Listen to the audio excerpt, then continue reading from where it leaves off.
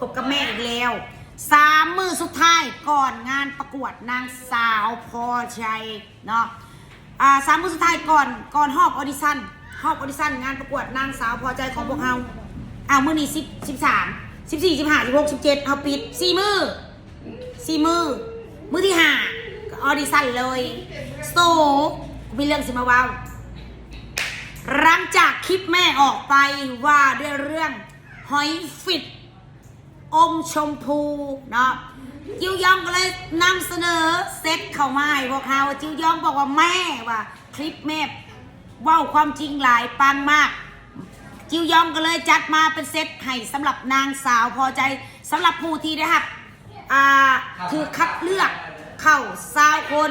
เนาะที่จะไปประกวดมือไฟนอลจะได้ครับเซตกิฟต์เซตจิ้วยองนั่นก็คือมีน้ำยาล้างอีโมและก็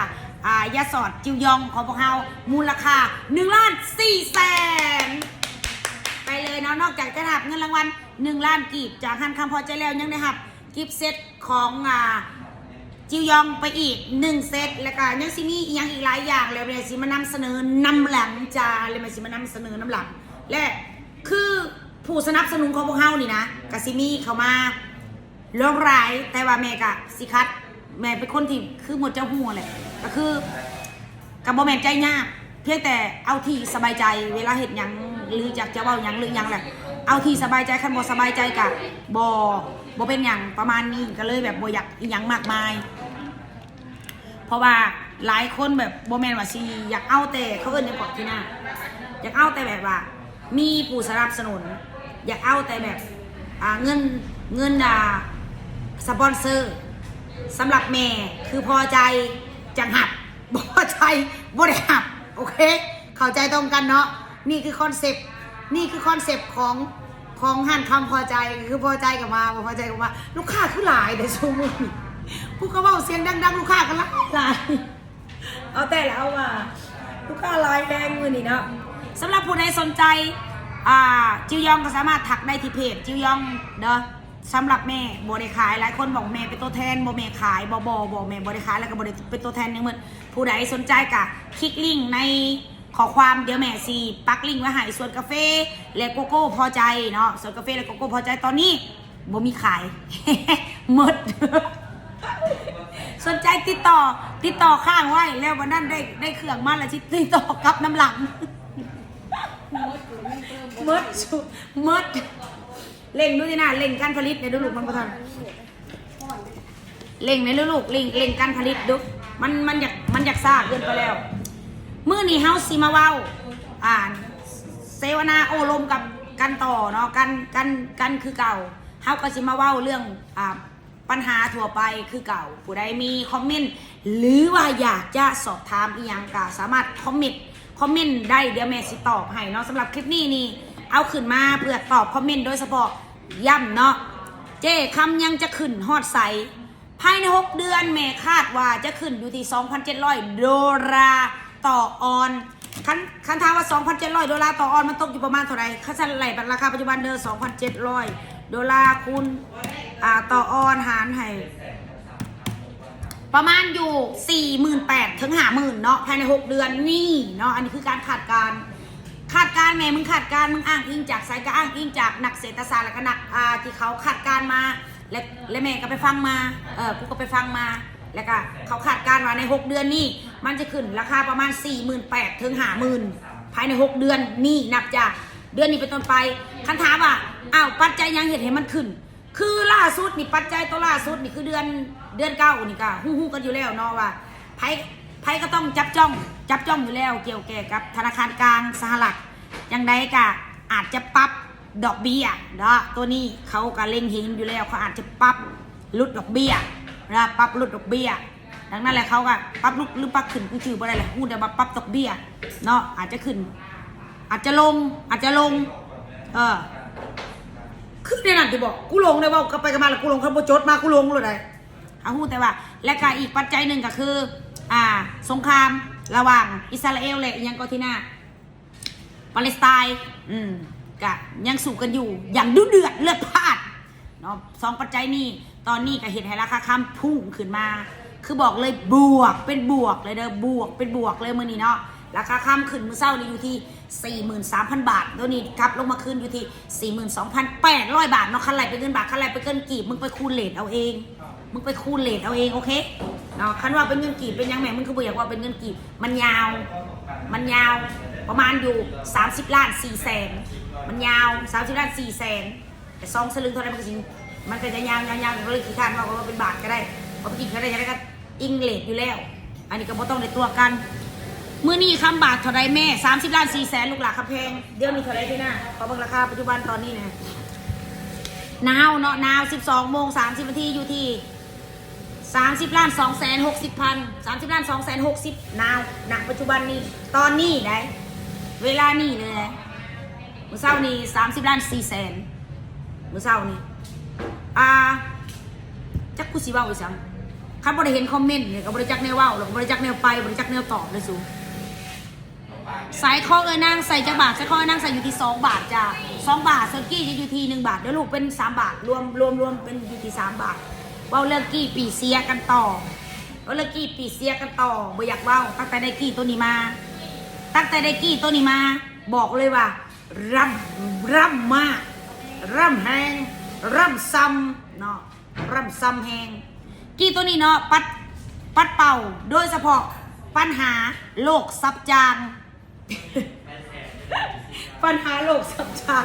ปัดเป่าออกก่อนผู้ได้เข้ามาหลบก้นก็แล้วก็แชร์ให้แม่เนี่ยเดี๋ยวลูกขอคนละ1 ไลค์ 1 แชร์ให้แม่เนี่ยจ้าคำแพงอีแม่คนสวยของอีแม่เมื่อนี้ข้ามเข่าลายเด้อส่วนทั้งแผนกขายเขากันเลยยังบ่ทันว่างอียังย้อนว่าคำแต่เข่าลายแห้งคำแต่คือเข่าลายแห้งหลายคนบอกแม่มีประดอกประเด็นตีกันจำเฮือนแม่จากสั้นจากซี่แม่ออกมาแสดงความคิดความเห็นในแม่มันเป็นจังใดมันคือมีประเด็นอันนี้ขึ้นมาเลยค่ะอยากให้แม่เอาความเห็นเกี่ยวกับประเด็นตีกันจำเฮือนยังสิขึ้นลงปกติเนาะแม่หรือยุดแต่เลทนี่เท่านี้ขึ้นแน่นอนเป็นเงินบาทจากพันเจคำ1 บาท 42,800อยากถือด่าแหลกมาพี่บาวต้าบริการออกซิเจนเป็นอย่าง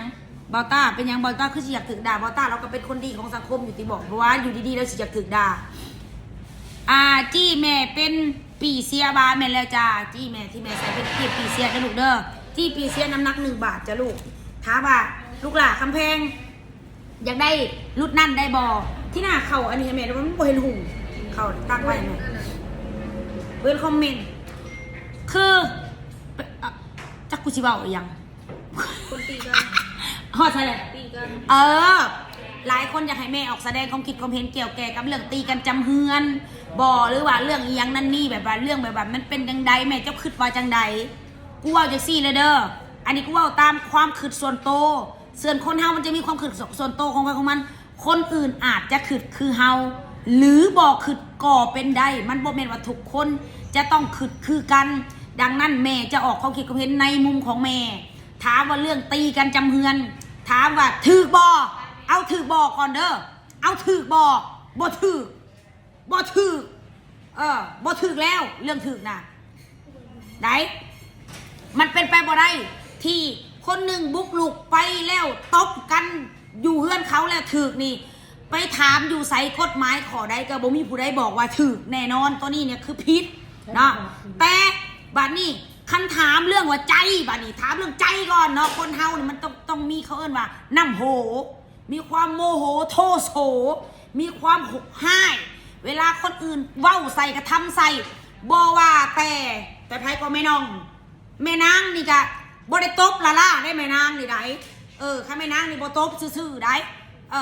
แต่ถามว่าคนอื่นด่ามาบ่เฮ้ยมึงเฮ็ดได้นั่นถึกบ่ถึกยอมหับบ่ถือนี่คือยอมหักได้ลูกบ่แม่นว่าบ่ยอมหักจ้าบ่ถือตั้งหาเนี่ยมาตั้งไว้เรื่องถือเนี่ยมันบ่ถือแล้วแต่คันเหตุผิดไปแหละเขาเวลาเขาเว้ามานี่นะเวลาเขาเว้ามาแหละเฮาก็จะต้องยอมหักความจริงว่าสิ่งที่เฮาเฮ็ดน่ะมันบ่ถือคันแม่นว่าเฮาเฮ็ดมันบ่ถือแล้วเฮาสิให้คนอื่นบอกว่าถือใช่เขาบอกว่าถือมันก็เป็นไปบ่ได้อยู่แล้วเดี๋ยวมึงเข้าใจดังนั้นเราสู้อย่าสู้ถามปัญหาปัญญาอ่อนเพราะทางกฎหมายผิดแต่ว่าเรื่องใจนี่นะเรื่องใจแบบปูทุชนคนธรรมดาเอาที่หน้าคอมเมนต์ไปใส่ ปูตุซนคนธรรมดาเพราะว่าทุกคนนี่นะมันมีความคืดดังนั้นตัวนี้มันจะมองได้อยู่2แบบ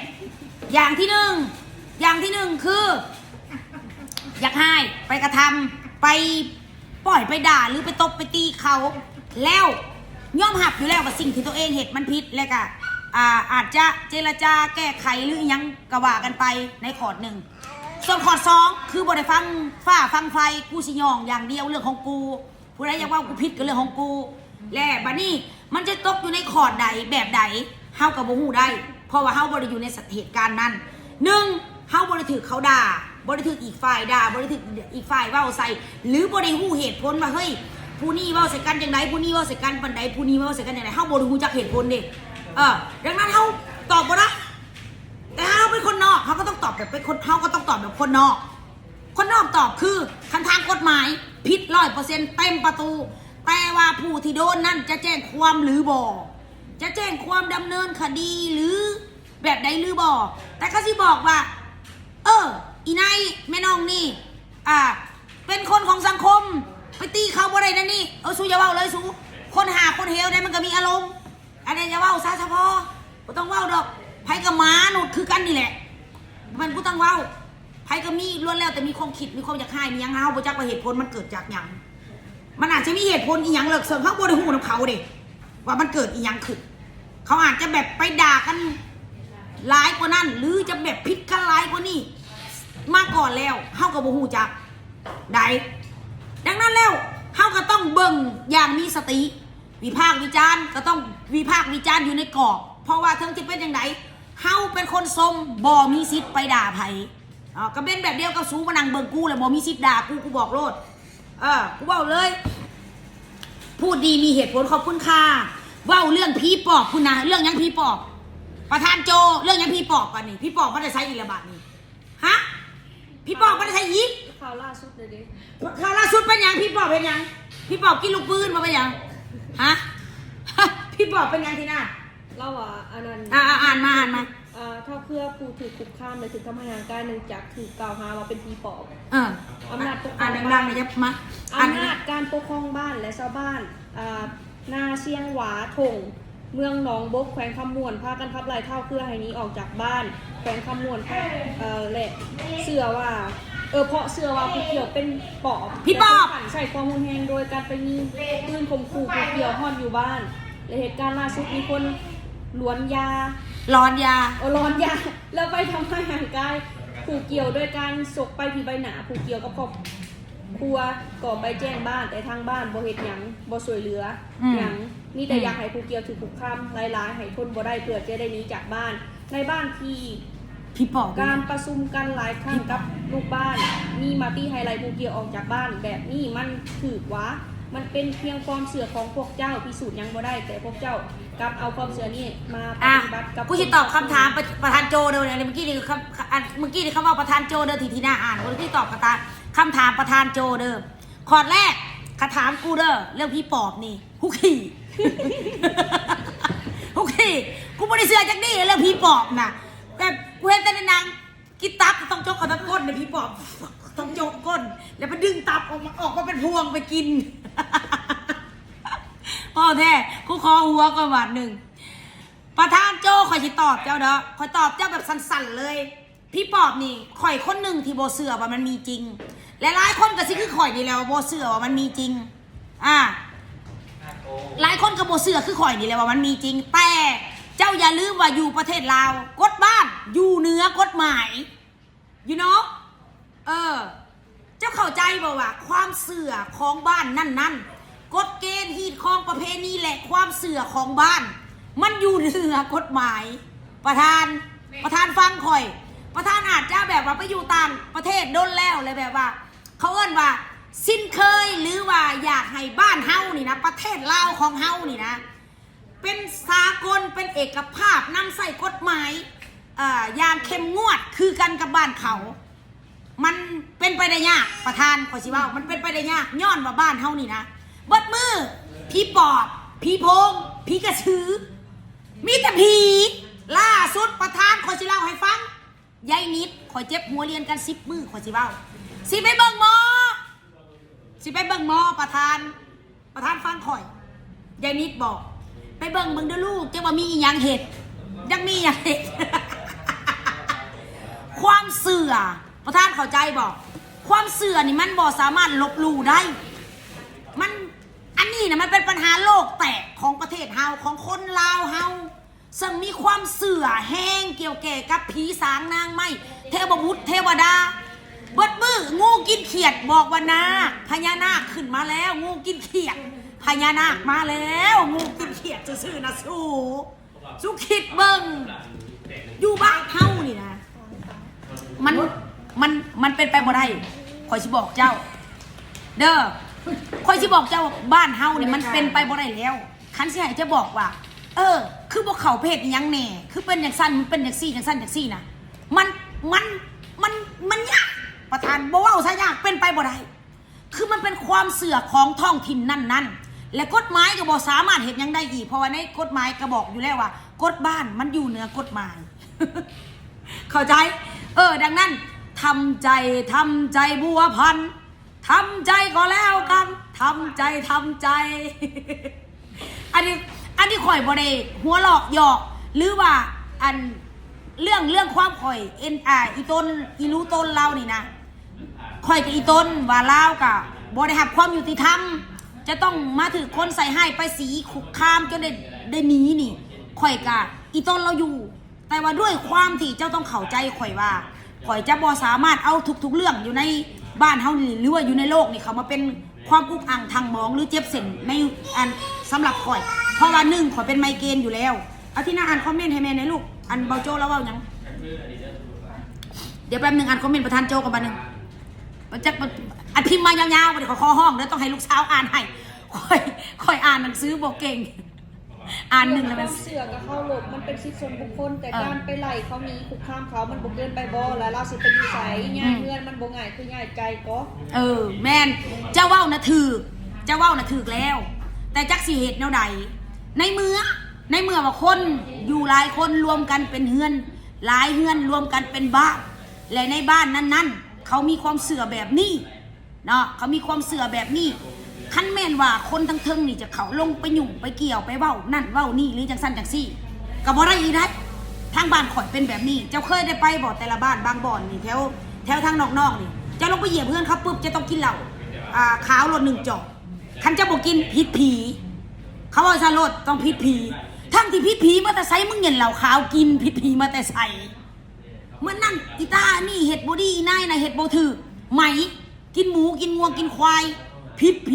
ผีมาแต่ใส่กระสู้กับพักกันขาคุ้ยแล้วก็นั่งกินผีมาแต่ใส่มันบ่ได้มีจะเข้าใจบอกมันเป็นความเสื่อของท้องถิ่นนั้นเอาที่สบายใจคอยบอกว่าใครมันเจ้าอยากสวยเราเด้อประธานโจเด้อเจ้าส่งเงินมาแล้วก็สวยเราให้เราหนีออกจากบ้านนะโลดบ้านเนี่ยมึงไปตาอยู่หนีโลดหนีไปอยู่บ่อนที่เขาบ่เว้าใส่เราหั่นคอยเว้าแท้ข่อยเป็นผู้หนึ่งแม่ข่อยกับข่อยกันยังมองคนละมุมขนาดแม่ข่อยมืดคันเจ็บคันไข่ไปเบิ่งหมอไปต่อสตาร์ว่าอายุคันแม่นฟันบอดี้ก็ให้ได้อีโพถามหาได้ไปดีไหนอีโพเท่าดียังได้กองบุญและสุเพิ่นนะไปยังได้ตายก็ตายพอแห้งแต่เกิดก็จะทอได้เกิดทอได้สร้างแล้วให้เห็นอะไรมันเป็นความเสื่อจะเข้าใจบอกผู้อยู่ดีๆไปใหญ่เขาเรื่องพี่ปอบแล้วก็เรื่องคนตบกันเพราะเรื่องพี่ปอบเลยประธานโจนี่มักขัดข่อยขนาดเจ้านี่ข่อยบอกเจ้าโลดอยู่ในบ้านเฮานี่เด้ออยู่ในประเทศลาวนี่เด้อจะต้องทำใจกับฮีดคองประเพณีและความเสื่อของท้องถิ่นนั่นเว้าบ่ได้ข่อยเว้าบ่นี่เลยว่าเว้าบ่ได้เว้าไปกับทอนั้นนะโอเคเข้าใจกันเนาะซูมีแต่หัวคอมเมนต์นะไม่ได้ฮ่าคอมเมนต์ยังนี่เห็นกูเจ็บหัว10 มือ10 กว่ามือเลยกูเจ็บหัวมานี่เจ็บทุกมือเลยเจ็บทุกมือเลยทางการแพทย์บอกว่าไมเกรนแหละเนื่องจากว่าลิ้นโทรศัพท์หลายมันลักษณะคล้ายจะเป็นออฟฟิศซินโดรมนะคล้ายจะเป็นออฟฟิศซินโดรมแหละมันเห็นให้กระตุ้นให้ไมเกรนกำเริบพอไมเกรนกำเริบกูกินยาหลายกลายเป็นติดยาแก้ปวดจะต้องกินทุกๆ4 ชั่วโมงถ้าบอกกินเจ็บหัวคือเก่าอันนี้คือ วิทยาศาสตร์อธิบายไว้อาการเจ็บหัวของกูจะต้องกินยาคันบอกกินยาคือว่ายังเจ็บอยู่หันเพราะว่ามันติดยาแก้ปวดดังนั้นหลายมือมานี่ประมาณอาทิตย์หนึ่งมานี่เจ๊บำบัดตัวเองก็คือพยายามที่จะบอกกินยาแล้วประคบน้ำแข็งแล้วพักกันนวดเส้นคลายเส้นทำจิตใจให้สบายโบซีเรียสโบวอรี่เรื่องนั้นเรื่องนี้เหตุให้อาการเจ็บหัวเบาบางลงและมือนี้ได้มานั่งไล่สดย้อนว่าดีขึ้นแล้วในหลายมือที่บริเห็นโผล่หน้าโผล่ตานะมาออกมานะคือเจ็บหัวไมเกรนกำเริบเนาะเป็นโรคติดยาแก้ปวดนะปัจจุบันเนี่ยก็เดี๋ยวกำลังบำบัดตัวเองกูติดยาสมมุติกูติดยามึงเข้าใจบ่ติดยาแก้ปวดเนาะแล้วโมเมนยาแก้ปวดปลาเด้อโมเมนยาแก้ปวดปลาโมเมนยาแก้ปวดทั่วไปเพราะยาแก้ปวดสนิทหุ่นแหงที่แบบว่าสวยต้านการอักเสบแบบหุ่นแหงไหนเขาจะกำหนดให้กินเดือนหนึ่งบ่เกิน10 เม็ดกูล่อไป30 เม็ดแล้วเดือนนี้หันเศร้าแรงกูเห็ดหันนะก่อมันนะมันเลยกลายเป็นติดยาแก้ปวดประธานโจจิ้วยองไปใส่ไปเจ้าไปเจ้าว่าซีดีขึ้น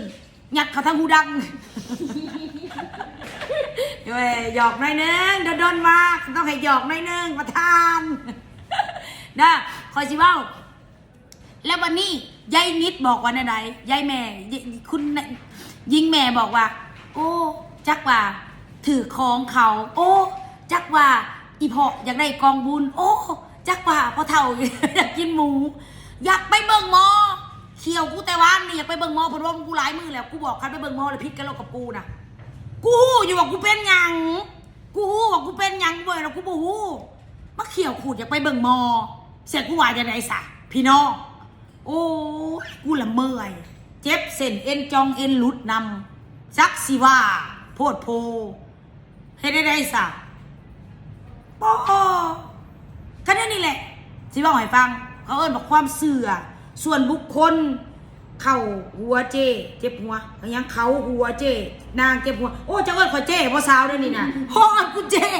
เก่งชูเอาแม่นางมายามเขตเมืองนอกพี่แด่เขตเมืองเวียงคำแขวงหลวงพระบางเมืองที่ถือผลกระทบภัยน้ำท่วมโอ้เจ้าจื้อข่อยได้บ่ที่ข่อยไปมอบเครื่องปีนั่นนะแม่นบอกโอเคว่างๆมือหนาเดี๋ยวไปลินน้ำแม่นเอื้อยน้องก็เป็นโรคนี่ไปหาหมอว่าไมเกรนบ่มีมือใดบ่เจ็บหัวแต่ว่าไมเกรนนี่นะเวลากูไปหาหมอสูสิ่งที่หมอบอกกูอีหยังสูบอกทำใจให้สบายกินอาหารที่มีประโยชน์ออกกำลังกายเด้อเท่านี้จะบ่เจ็บหัวได้อันนี้คือหมอแนะนำแม่กูแนะนำดิไปหาหมอลองเบิ่งลูกให้เพิ่นฝังเข็ม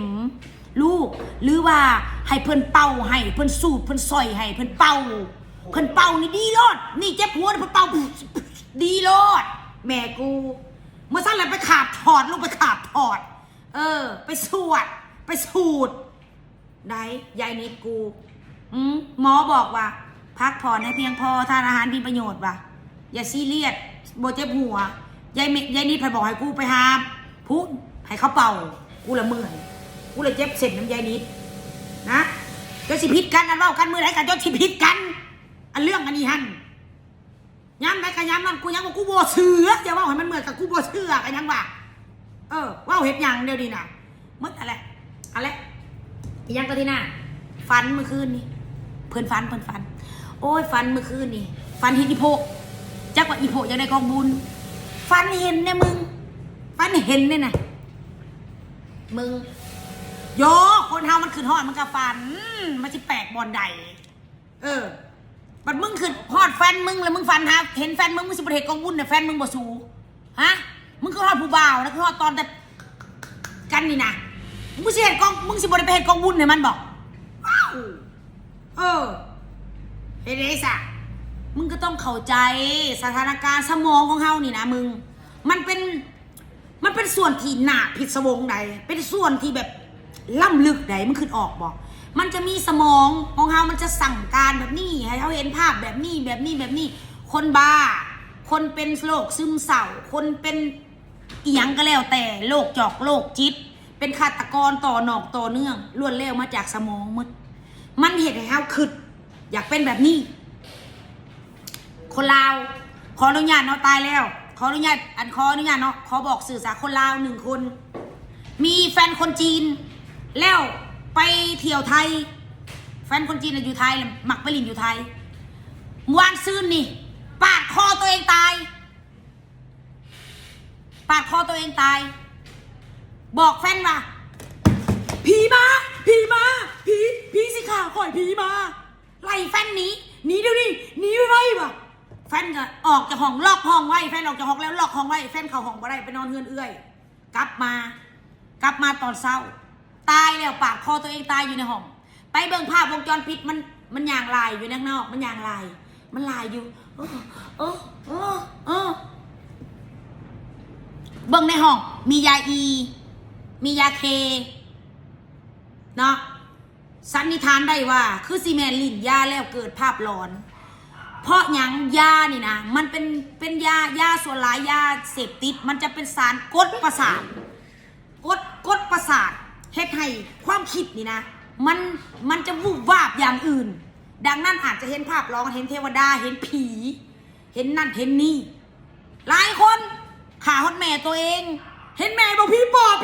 แทงจวกตายบ่อึด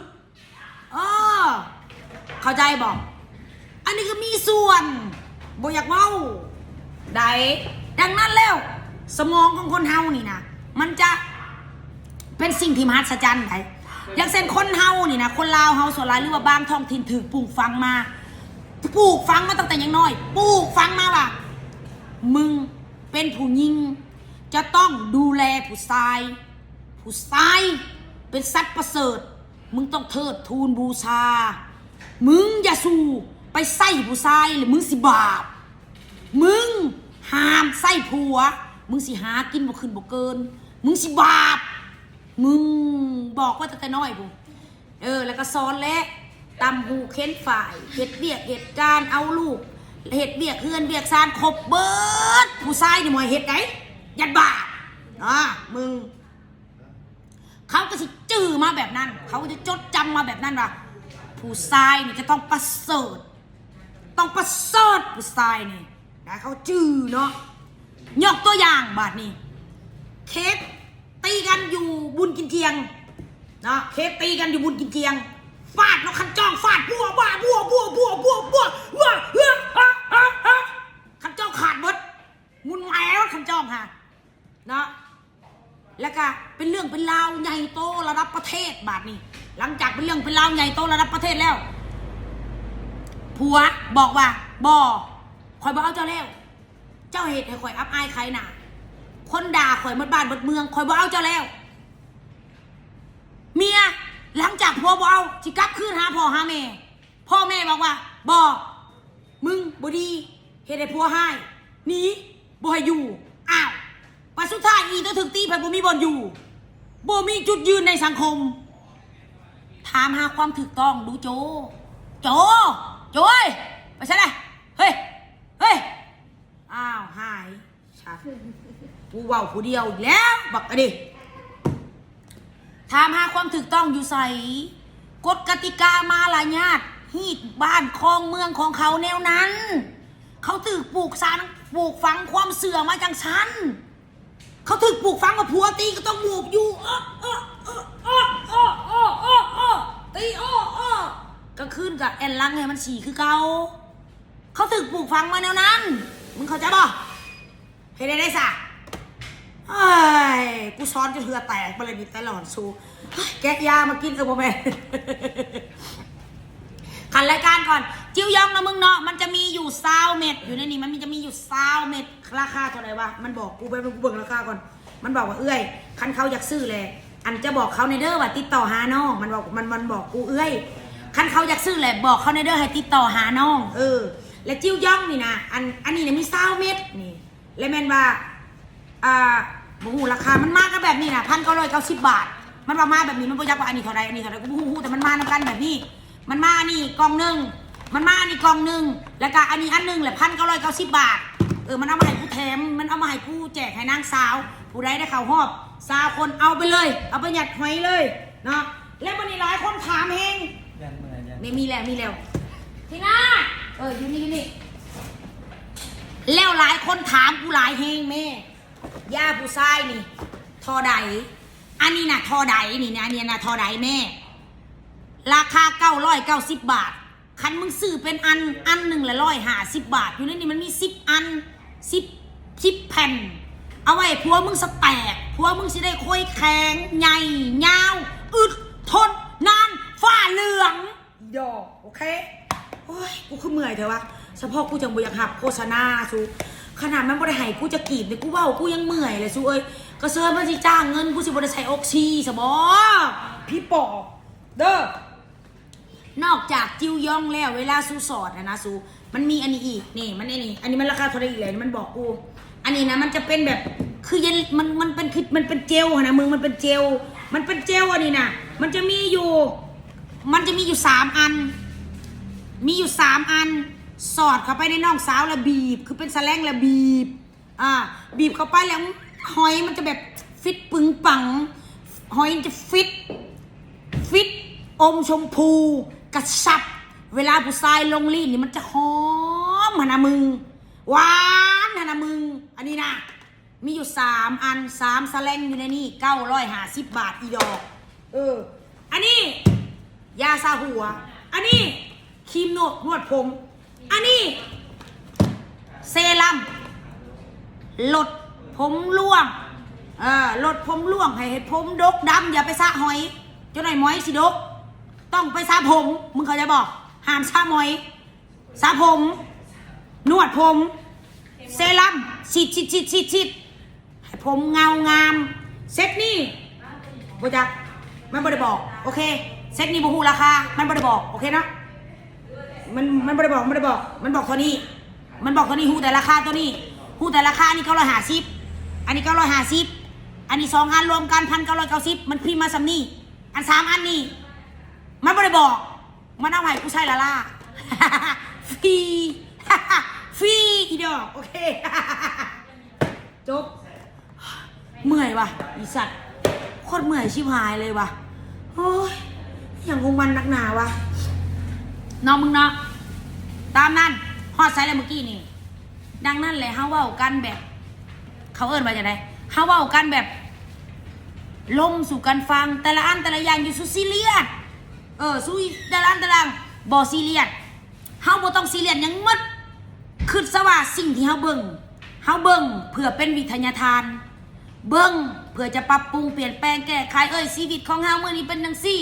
นะอันนี้มันเป็นอันนี้โอ้บ้านเขาเป็นจังซั่นจังซี่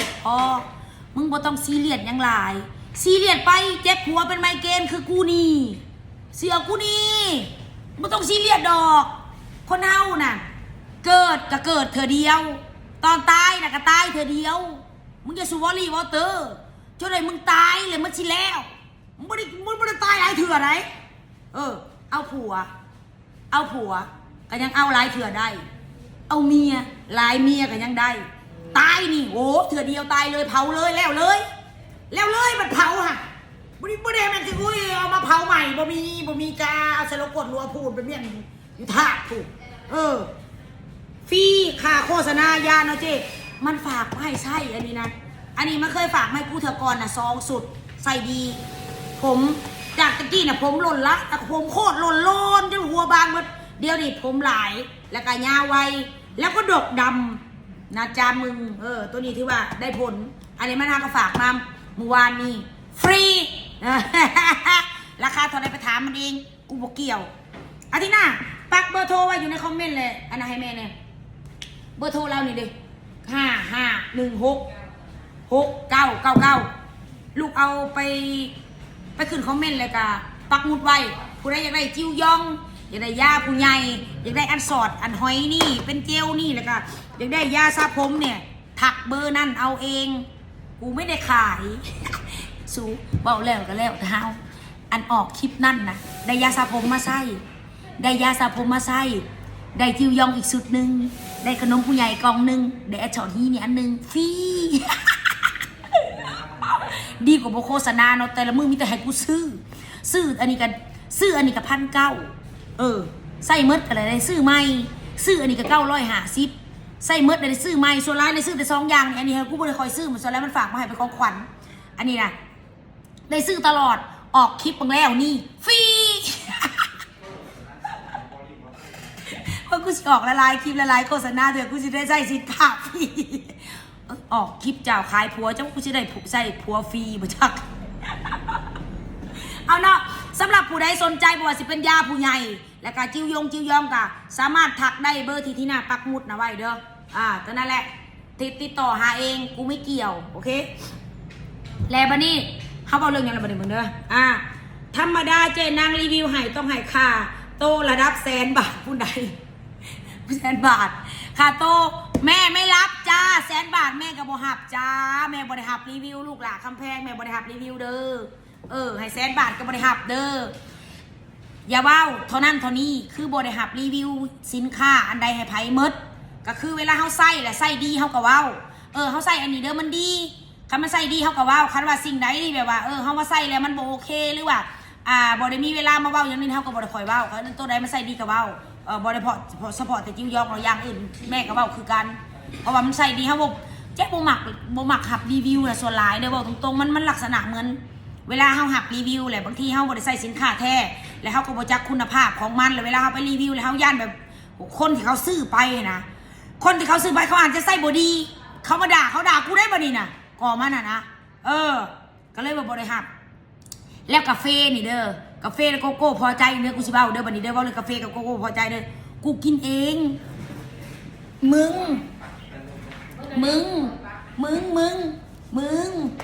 สวดนะบ่มีสวดเลยจ้าคันสวดนี่มีแต่ฮีนี่สวดนี่มึงนี่โอ้ยบังกูเอาออกก่อนนี่แม่นะลูกอยากเว้าจ้าบ่อยากเว้าจ้าน้ำหนักนี่บ่เคยขึ้นเกิน50 โล51 โลเลยจ้าบ่ไปตั้งเว้าจ้าเนาะก็กินแท้เฮ็ดแท้สวดแต่บนเดียวนี่เด้อสวดแต่บนอื่นบ่ได้สวดเด้อ เอาเนาะเบิ่งคำถามก่อนยอมหาว่าจิ้วยองใส่ดีมันไปใส่เลยวะยอมหาว่าจิ้วยองใส่ดีแท้นางใส่เป็นประจำเลยเนี่ยน้องนุกก็ยังใส่เห็นบอกมันใส่ดีคันตัวใดใส่ดีเขาก็บอกว่าดีเนี่ยมันบ่ดีเขาก็บอกบ่ดีบ่แม่นว่าสิเอามาตัวกันมันไม่แน่นแนวนะจ๊ะมันบอกคำถามกูไปเลยได้ไปเลยได้คำถามไหนไปเลยได้มันยังมันบอกมันแล้ววันนี้สิว่าฮะพี่ปอบซูคันบอกเขามาเบิ่งวิดีโอกูนี่คันบอแมนเรื่องอัน